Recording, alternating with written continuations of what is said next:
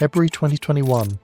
The sports world is bored, the pandemic is still dragging on, and Zlatan Ibrahimović decides to wake everyone up. He sits down for an interview with Discovery Plus Sweden, looking calm and calculated, and then drops a bomb directly on the head of the NBA's golden child. LeBron James is phenomenal at what he is doing, he says, but I don't like when people with some kind of status speak about politics. Do what you are good at, stay out of it. It's a precise laser-guided missile, and 24 hours later the response comes. LeBron James sits behind a microphone in the Staples Center. He doesn't look calm, he looks ready to go to war. I will never shut up about things that are wrong, he says. I'm the wrong guy to go at because I do my homework. The sports media ecosystem instantly explodes. ESPN runs segments for days. Twitter polarizes into two camps. On one side, Americans paint LeBron as the virtuous defender of democracy and Zlatan as the out-of-touch, arrogant European gatekeeper.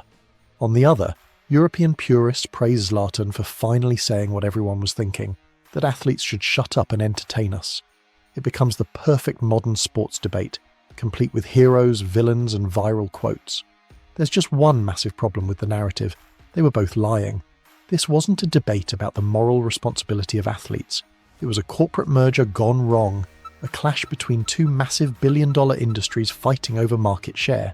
Zlatan didn't hate politics when he used it to wage a PR war against the Swedish media in 2018, and LeBron didn't love justice when he stayed silent on Hong Kong to protect his sneaker sales in 2019.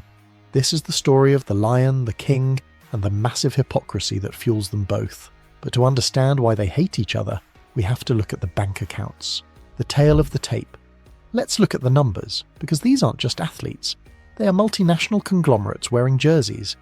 In the blue corner we have Zlatan Ibrahimović, with an estimated net worth of roughly $250 million. His business model is the mercenary. Zlatan is a lone wolf who moves from city to city. Ajax, Juventus, Inter, Barcelona, Milan, Paris, Manchester, LA. Conquering territory, collecting the check and moving on. He sells Zlatan. He speaks in the third person because Zlatan is a product. His investments are lifestyle-focused. Padel centres across Europe, massive equity in real estate, and a premium European lifestyle where excellence is the only currency. In the gold corner we have LeBron James, with an estimated net worth north of $1.3 billion, the first active NBA billionaire. His business model isn't the mercenary, it's the institution. LeBron doesn't just take a paycheck, he wants equity. He owns a piece of the production company Spring Hill, a piece of the pizza chain Blaze, and a piece of the owners through Fenway Sports Group, which technically makes him a part owner of Liverpool FC. He isn't just an employee of the league, he is the league. And this is where the friction starts. When Zlatan came to Los Angeles in 2018, he walked into a town that LeBron was about to claim. Zlatan took out a full-page ad in the LA Times that simply read, "Dear Los Angeles, you're welcome." Classic Zlatan. A few months later, LeBron signed with the Lakers, and Zlatan welcomed him with a tweet. Now LA has a god and a king. It sounds like a compliment. It isn't. Note the hierarchy. Gods rank higher than kings. Zlatan was marking his territory, reminding LeBron that in the global hierarchy of fame, football is the religion, and basketball is just a pastime. But this ego clash isn't just about who is more famous, it's about two completely different philosophies on how to use that fame, and both of them are full of holes. The European dogma. To understand Zlatan's shut up and dribble comment, you have to go to Malmö. Zlatan grew up in Rosengård, an immigrant district, where he was the outsider, the kid with the big nose and the difficult name in a country of Andersons and Svenssons. For Zlatan, the system felt politically rigged against him, so he found the one place where politics couldn't touch him, the pitch. In his mind, sport is the ultimate meritocracy. If you score, you play. It doesn't matter where you're from, it doesn't matter who you vote for, the ball doesn't care. This is the pure sport dogma, the belief that bringing politics into the arena pollutes the only fair place left in the world. He said it clearly. Athletes unite the world, politics divide it. It's a beautiful, romantic sentiment, and it's also complete garbage. Because Zlatan has never been afraid to get political when it benefits Zlatan. Rewind to January 2018, 3 years before he told LeBron to shut up. In an interview with Canal+, Zlatan blasted the Swedish media for what he called undercover racism, claiming they criticised him more than other players because of his last name. "This is racism, I'm 100% sure," he said. He was using his platform to call out systemic social issues, speaking about inequality, doing exactly what he later told LeBron not to do. Why was it okay then? Because it affected him. When the injustice is about Zlatan, it's a human rights issue. When the injustice is about police brutality in America, it's distracting politics. This is the Zlatan paradox. He wants the freedom to be an iconoclast, but demands everyone else be a robot. He sells himself as the rebel, while demanding compliance from the rest of the class. It's a staggering lack of self-awareness, and if you think that's bad, wait until you see the other guy.